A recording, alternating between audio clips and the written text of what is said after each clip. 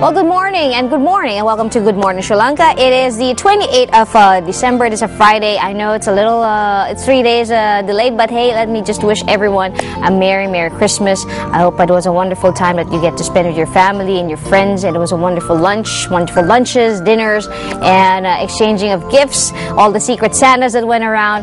Hope it was a wonderful Christmas for you folks. We got another big time holiday coming up soon in just a couple of days from now. Of course, we're talking about the official turning of the calendar, welcoming the brand new year of 2013. And to everyone who's been crazy about the Mayan calendar, yes, the world didn't come to an end December 21. I told you, remember? We had a show, and I read about NASA's announcement. Well, anyway, let's all forget about that, and let's now move on to great stories that we would like to share with you on today's edition of GMSL. Let's start things off with something that if you were, sadly, we're not in New York City, and we kind of missed this in the tradition of the giant ball that falls to usher in the new year.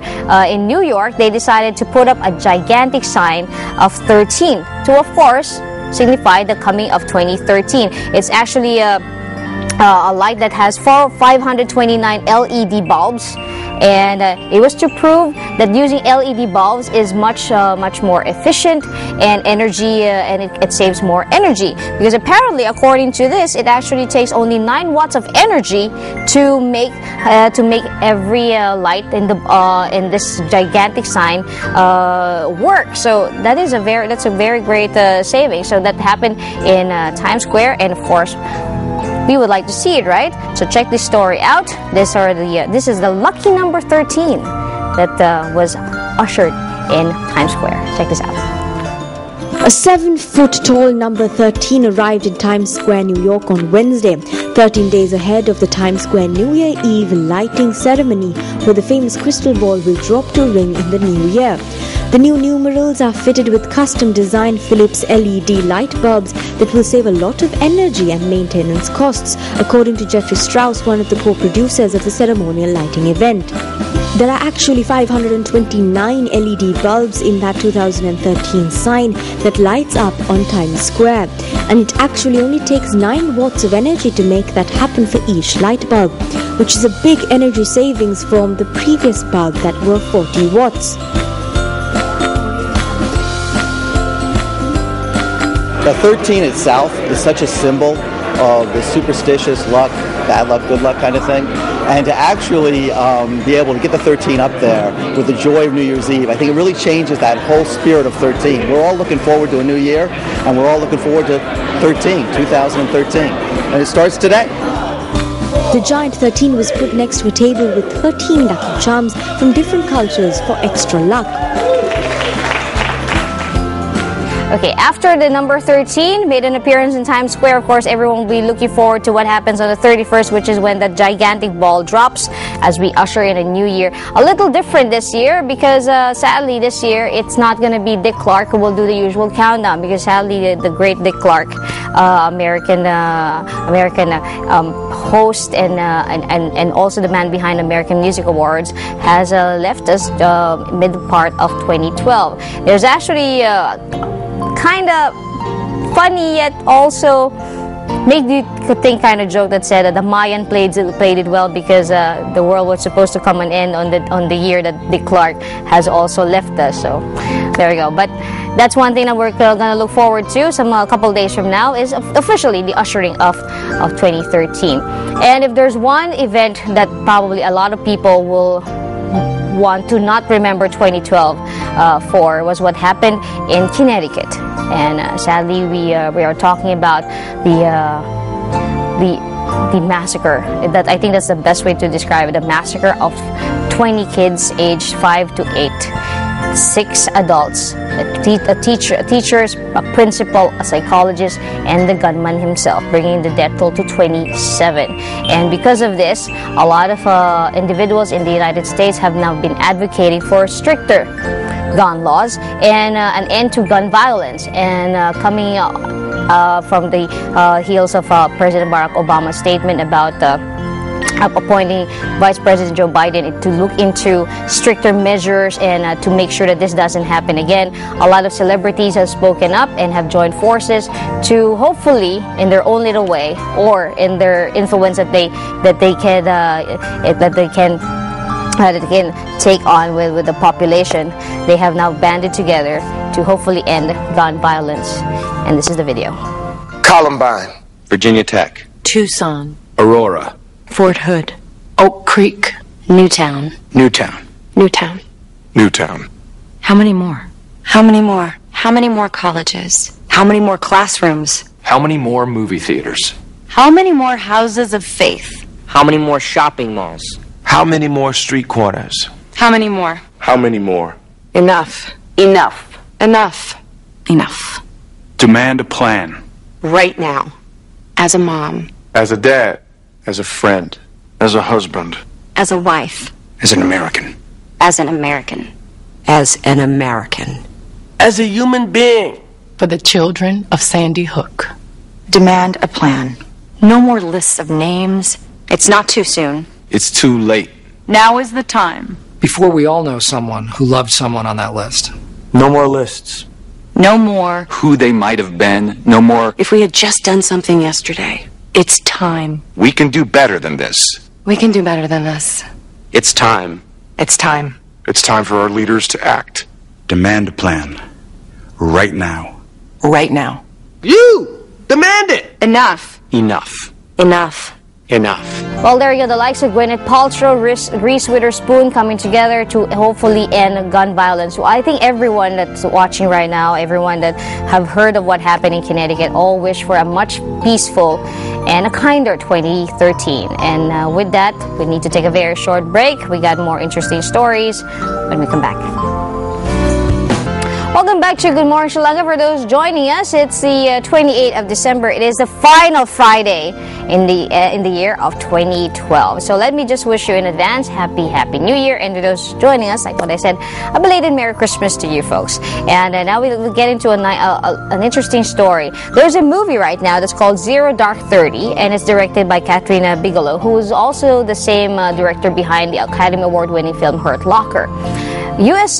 Senator and former presidential candidate John McCain is very, very critical of the film.